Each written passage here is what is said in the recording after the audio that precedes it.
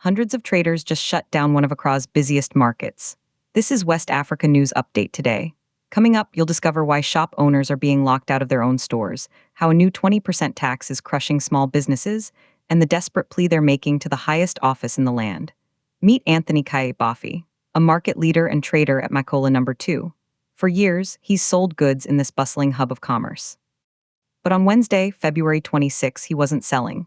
He was protesting, clad in red with hundreds of his fellow traders. Their message? The situation is unsustainable. The financial pressure is mounting from management, and they are demanding urgent government intervention. But here's the twist. This isn't just about high rent. It's about a chain reaction of costs being passed down until it breaks the people at the very bottom. Anthony explains the core of the crisis.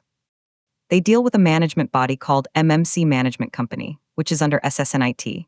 And they've held more than 3 meetings this year alone over a trio of burdens, skyrocketing rent, new taxes, and something called Common Area Maintenance Charges, or CAM. These CAM charges cover electricity, water, security, and refuse collection. Here's the part that will blow your mind. Rent and CAM used to be bundled. Now they're separated, and both are increased every single year. The traders have appealed for reductions, citing the tough economic climate, but Anthony reveals a brutal pattern. Whenever inflation rises or the dollar increases, management quickly adjusts prices upward. But when things stabilize or go down, nothing changes, the prices stay high. And then something shocking happened. Management introduced a new justification. Their managing director, Mr. Paya, told the traders that this year, the government has imposed a 20% tax on the company. So they're passing the entire burden directly onto the shop owners. Anthony's question cuts to the heart of the injustice.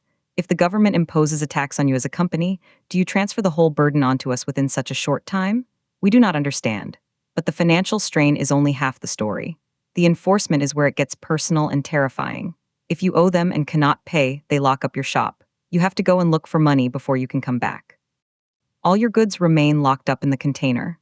Imagine that, your entire livelihood sealed behind a padlock. Anthony paints a dire picture. If anything happens, even a small fire outbreak, everything will be destroyed. Traders are being forced to borrow money from relatives just to regain access to their own merchandise. This isn't business management. This is holding livelihoods hostage.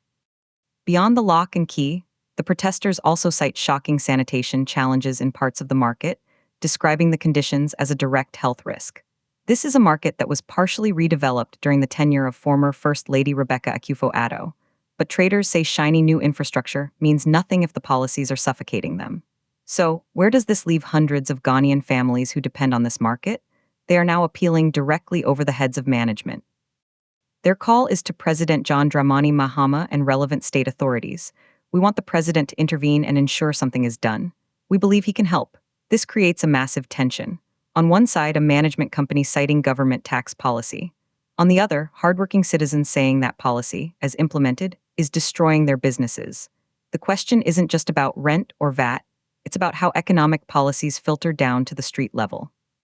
Do companies have a responsibility to absorb some cost, or is it a simple pass-through to the consumer? And when does enforcement cross the line from collection into cruelty?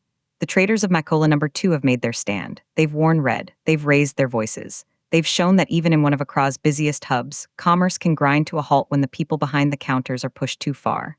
The ball is now in the court of the authorities. Will there be mediation? Will there be relief? Or will the padlocks remain and the protests grow louder? This is a test case for small business survival in Ghana's current economy. Do you think management is right to pass the full 20% tax directly to tenants, or should they absorb some of the cost? Should the government step in to regulate such practices? Drop your take in the comments. And for more on the stories impacting markets and livelihoods across West Africa, subscribe to West Africa News Update today.